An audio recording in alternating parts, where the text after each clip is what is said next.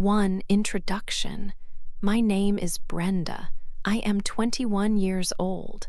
I live in a big house with my father, Robert. My father is a kind man. He worked hard his whole life. But now he is sick. He needs to take medicine every day to stay well. About 1 year ago, my father met a woman named Mandy. She was very beautiful.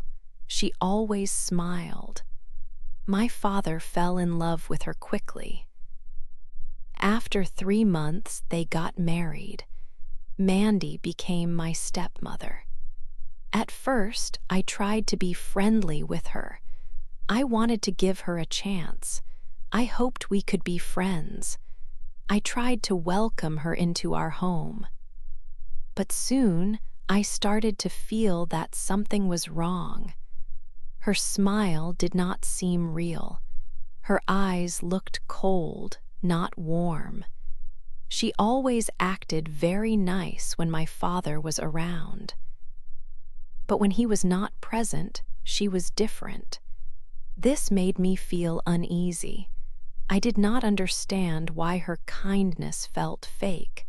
I did not understand why her eyes looked cold. My father was very happy with her. He did not see what I saw. He only saw her beautiful smile and kind words. I kept my thoughts to myself. I did not want to make my father sad. He loved Mandy very much. He believed she was a good woman. I hoped my feelings were wrong. Maybe I was just imagining things. But the feeling that something was wrong did not go away. It stayed with me. I watched Mandy more closely. I felt a small worry in my heart. I wished I could be happy about my father's new wife, but I could not. Something inside me told me to be careful. 2. A different person. Mandy quickly began to change things in the house. She acted as if everything belonged to her. She told the staff what they should do each day. She moved furniture and made many new rules. It felt like a different home. She often told me to stay away from family matters. She said I was too young to know about such things. I did not like this. However, I kept quiet. I did not want my father to be sad. He seemed very happy with Mandy, and this made me feel confused. When my father was with her, Mandy was kind and smiled a lot. Her voice was always soft. But when he was not in the room, she became a different person. Her fake smile disappeared. Her eyes looked cold, just as I had first noticed. She spoke to me in a sharp, cold voice. She told me not to interfere in her and my father's life. She made me feel like a stranger in my own home. This was a very strange feeling. I had lived there my whole life, and now she was telling me what to do. My home did not feel like mine anymore. I saw her true face many times. She would tell the cook to make different food, even if my father liked the old meals. She would tell the cleaner to change how they cleaned. She even changed the flowers in the garden. Everything had to be her way. She did not ask. She simply told people what to do. The staff looked worried, but they did not say anything. They knew she was now in charge of the house. This behavior made me more and more uneasy. One afternoon, I found Mandy looking through my father's papers in his office. She quickly closed the drawer when she saw me. "What are you doing?" I asked. She smiled a quick, fake smile. "Just looking for a pen, dear," she said, but I knew she was lying. Her actions worried me more and more. I could not keep quiet any longer. I felt I had to do something to protect my father. One day, I decided to speak to my father. I told him that Mandy was not as kind as she seemed. I explained how she changed when he was not around. I told him about her cold voice and her controlling ways. He listened, but he looked surprised. "Brenda," he said softly, "I know you miss your mother. It is normal. But Mandy is a good woman. You need to give her more time." He did not believe me. He was in love. His love for her made him blind to the truth. I felt alone with my worries. He simply could not see the real Mandy. It was a very difficult time for me. I worried about my father every day. 3, a secret meeting. It was late one evening. I came home from university. The house was very quiet and dark. My father was already in his room, sleeping deeply. I felt tired after my day. I walked to the kitchen. I wanted to get some water to drink. As I poured the water into a glass, I heard sounds. They were quiet voices. The voices came from outside, from the garden. I stopped and listened carefully. Who was in the garden so late at night? I moved slowly to the window. I looked out into the dark night. I could see 2 people. One was Mandy. The other person was a man. I had never seen this man before. He was a complete stranger to me. Mandy and the man were standing close to each other. They were talking in soft whispers. Their heads were close together. It looked like a very secret conversation. A cold feeling came over me. Mandy's behavior was very strange. She usually did not go to the garden at night, and she certainly did not meet strange men there. My heart started to beat faster and faster. My earlier worries about her came back strongly. I quickly took out my phone. I wanted to take a picture. Maybe a photo could show what was happening, but it was too dark outside. My phone camera could not capture anything clear. The 2 people were just dark shapes in the night. Just then, the man looked up. He seemed to sense someone was watching them. Mandy also turned her head. Their eyes looked towards the window where I stood. I quickly moved back, but it was too late. They knew someone was there. Mandy moved fast. She quickly said goodbye to the man. The man left the garden in a hurry.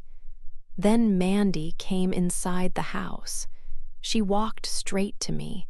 She had a quick smile on her face. It was her fake smile again. "Oh, Brenda," she said, "you scared me." Her voice was light and calm, but her eyes were not. "I was just talking to the gardener. He had some questions about the plants." I looked at her. I knew our gardener very well. His name was Mr. Green. The man I had seen was not Mr. Green. He was much younger. He looked very different. Mandy was lying to me. I did not say anything. I just looked at her. She kept her fake smile on her face. I knew for sure now. Something was very wrong with Mandy. This meeting was not about plants. It was a secret, and Mandy did not want me to know about it. My suspicions grew much stronger. I felt a deep worry in my heart, for nobody listens to me. The next morning, I went to my father's study. He was reading the newspaper, as he often did. I felt nervous, but I knew I had to speak to him. I told him about the strange man I had seen in the garden the night before. I explained that Mandy was whispering with him. I also clearly stated that the man was not our usual gardener. My father slowly put down his newspaper. He looked at me for a long moment, his eyes kind but questioning. Then he laughed softly. It was a gentle laugh, but it made my heart feel very heavy. It felt like he did not believe me. "Brenda," he said, shaking his head gently, "you are thinking too much about this. Mandy would never do such a thing. She loves me very much. She takes care of me every single day. She is a good woman, and I trust her completely." His words were like a strong wall. They stopped me from saying anything more. He truly believed in her, and his love for Mandy was very strong. It was so strong that he could not see what I saw with my own eyes. I left his study feeling sad and alone. It truly felt like nobody listened to me or believed what I was saying. After that day, Mandy changed even more. She started to be very secretive. Her phone became like her best friend, always in her hand or close by. When it rang, she would quickly walk away from me or my father. She went to another room or sometimes even outside into the garden. She never answered her calls when I was near her. She spoke in a low voice so I could not hear her words. Sometimes I saw her quickly typing messages. Then she would delete them from her phone right away. She was careful, too careful, I thought. I watched her. I watched her every move, every time she picked up her phone. My suspicions grew stronger each passing day. I felt a cold, bad feeling in my stomach. Something was truly wrong, and I knew it. I needed to find out what it was. I needed some real proof. One afternoon, after my classes at the university, I decided to follow her. She left the house in her car, driving away quickly. I immediately got into my own car and drove behind her. I tried to stay far enough back so she would not see me in her mirror. She drove very fast through the city streets. I followed her for about 20 minutes, keeping a safe distance. Finally, she stopped her car. She pulled into the parking lot of a big hotel. My heart started to beat very fast with excitement and nervousness.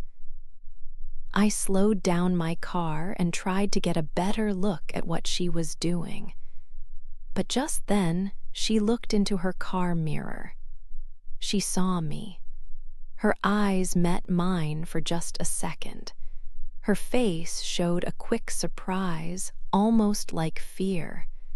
Before I could do anything else, she quickly turned her car around. She drove out of the parking lot and went back the way she came. I was too slow. I lost her. I felt angry with myself for not being more careful.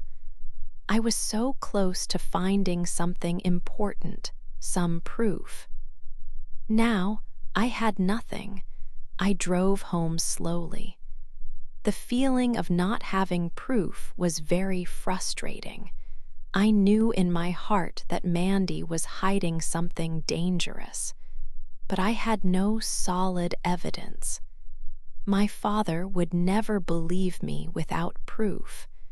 I had to find a way to show him the truth. I knew I could not give up. 5, the wrong medicine. Weeks went by. My father's health became much worse. He was always tired and had bad headaches. His stomach hurt often. He seemed to lose weight every day. I watched him get weaker. I was very worried. The doctor tried different medicines, but nothing helped him feel better. My father coughed a lot and often looked sad. He spent more time sleeping. One evening, I brought my father some water. He was in his room. On his small table, I saw his medicine box.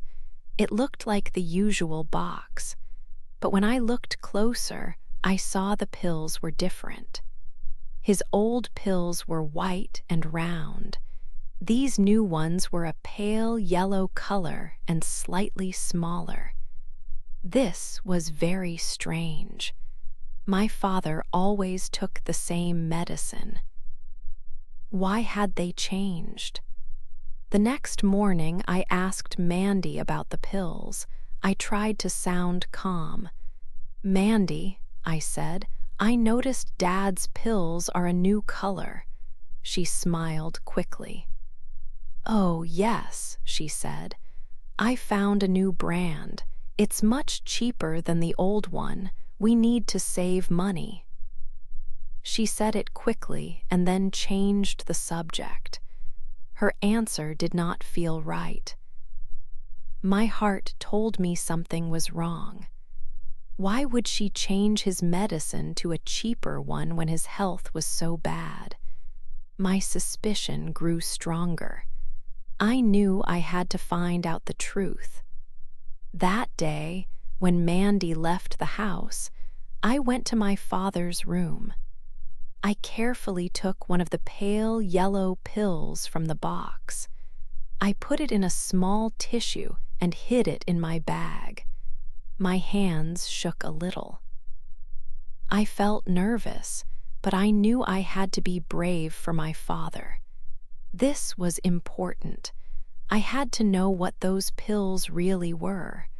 I knew a small, private lab near my university. They tested different things. I went there after my classes and spoke to a technician. I told him I needed the pill tested for a science project. I did not tell him the real reason. He looked at the pill. "Okay," he said. "Come back in 2 days for the results." My hands felt cold as I left the lab. I hoped I was wrong. I hoped it was just a cheaper brand. But a part of me felt a deep fear. The wait for the results would be very long. 6. A bad discovery. Brenda arrived at the small laboratory again. 2 days had passed since she left the pill there. She felt a mix of hope and fear in her heart. She hoped the pill was just a cheaper brand, as Mandy had said. But a deep worry stayed with her. She walked to the counter, and the same technician from before came to meet her. He did not smile. His face was serious, which made Brenda's heart beat faster. "Hello," the technician said. "We have the results for your science project." His voice was calm, but his eyes held a grave message. Brenda nodded, unable to speak. She waited, holding her breath. The technician held a paper in his hand. "This pill," he started, "is very dangerous. It contains a slow-acting poison. Brenda felt a sudden coldness spread through her body. It was like ice water had been poured over her. She could not believe her ears. Poison. She whispered, her voice barely audible. The technician nodded slowly. Yes, if someone takes this every day, their body will get weaker, little by little. At first, it is hard to notice any change. People might think they are just getting sick or old, but after some time, it can cause death. Every word the technician spoke hit Brenda like a heavy stone. All the strange things Mandy did, her cold eyes, the secret meeting, her father's worsening health, everything suddenly made sense. Mandy was not just pretending to be kind. She was not just trying to control the house. She was trying to kill her father slowly. The truth was terrible and clear. Mandy was a murderer. Brenda grabbed the lab report with a shaking hand. She thanked the technician quickly and rushed out of the lab. Her mind was racing. She had to get home. She had to stop Mandy. She had to save her father. The street lights blurred as she drove, her thoughts full of fear and anger. When she reached the house, she ran inside. She went straight to her father's room and found the box of pills on his bedside table. She opened it and poured the pills into her hand. All of them were the same pale yellow color, not the usual white ones. There was no mistake. These were the poisonous pills. Mandy had replaced all of them. Brenda then ran to her father's office. He was sitting at his desk, looking tired. "Dad," she said firmly, her voice shaking but full of strength. "Please, you must listen to me. Mandy is giving you poison." Her father looked up, confused. Then his face grew angry. "Brenda, this is too much," he said, his voice loud. "You cannot say such things about Mandy." Brenda did not argue. She put the lab report into his hands. His eyes moved quickly over the words on the paper. As he read, his hands started to shake. The color left his face, making him look pale and shocked. For the first time since Mandy had come into their lives, he did not speak to defend her. He simply sat there, silent, the terrible truth slowly filling his mind. 7, the truth comes out. Brenda rushed home with the lab report.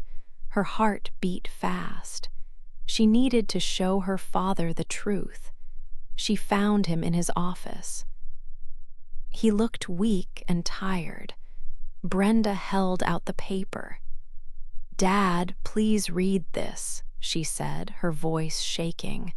Her father took the report. He read the words slowly. His eyes grew wide. His face lost its color. He looked at Brenda with shock. "Poison," he whispered. "Mandy, she gave me poison." Finally, he believed her. All the doubts were gone from his eyes. He understood Brenda's warnings now. He felt terrible for not listening earlier. He stood up, his body feeling stronger with anger. He called Mandy to his office. She came in, smiling her usual fake smile.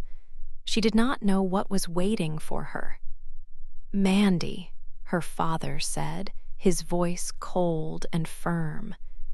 "Where did you get these pills?" Mandy's smile disappeared a little. "What pills, Robert? I bought them from the pharmacy, like always." She tried to sound innocent. "They were a cheaper brand, that's all." "No, Mandy," Brenda said, stepping forward. "They are not just a cheaper brand. They contain poison." Mandy looked at Brenda, then back at her father. Her eyes showed a quick flash of fear. "Brenda, don't lie. You always hated me. You want to cause trouble." "I already called the doctor," her father said. "He confirmed that my medicine was never changed, and he said these yellow pills are dangerous." Mandy's face turned pale. She tried to say more lies, but her words got stuck. Her father held up the lab report. "This report says the pills have a slow poison. It says you were trying to kill me." Mandy started to panic. Her eyes moved quickly around the room, looking for an escape. Her careful lies fell apart like a house of cards. She knew she was caught. Just then, 2 security guards entered the office. Her father had called them earlier. Mandy tried to run, but the guards quickly stopped her. She struggled, but it was no use. Her father then called the police. He explained everything. The police arrived quickly. They took Mandy away. Later that day, the police also found the man Brenda had seen in the garden. He was Mandy's secret partner. His name was Mark. They had planned everything together. They wanted to kill Brenda's father slowly, take all his money, and then disappear. But their evil plan was now finished. The truth had finally come out. 8, a new start. After Mandy's arrest, a big change happened in our house. The police took her away, and the strange man, her partner, was also caught. My father's health started to get better very quickly. The doctors gave him the right medicine, and he became stronger every day. He stopped having headaches and stomach pain. He could walk more and even laugh again. It was a happy change to see him well. The house felt lighter. One afternoon, my father called me to his study. He looked at me with kind eyes. "Brenda," he said softly, "I am so sorry. I did not listen to you before. You tried to tell me, but I did not believe you. I was wrong." He took my hand. "You saved my life. Thank you for being so brave and for finding the truth." I felt tears in my eyes. I hugged him tightly. We both cried a little, but they were tears of relief and love.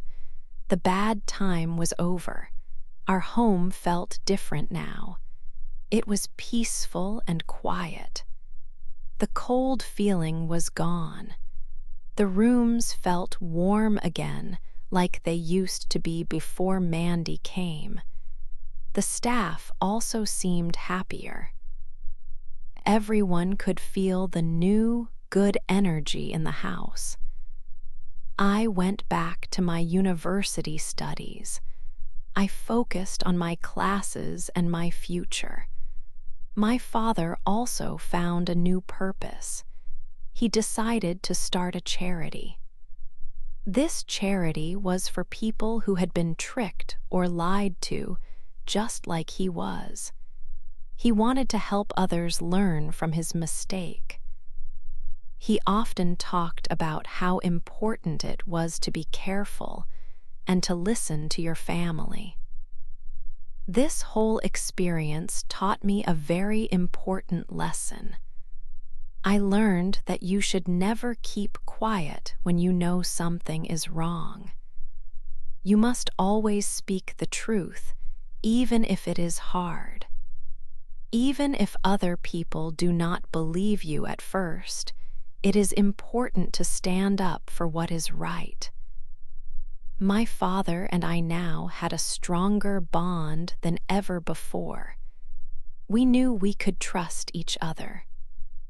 Our new life together was truly a new start, full of honesty and peace.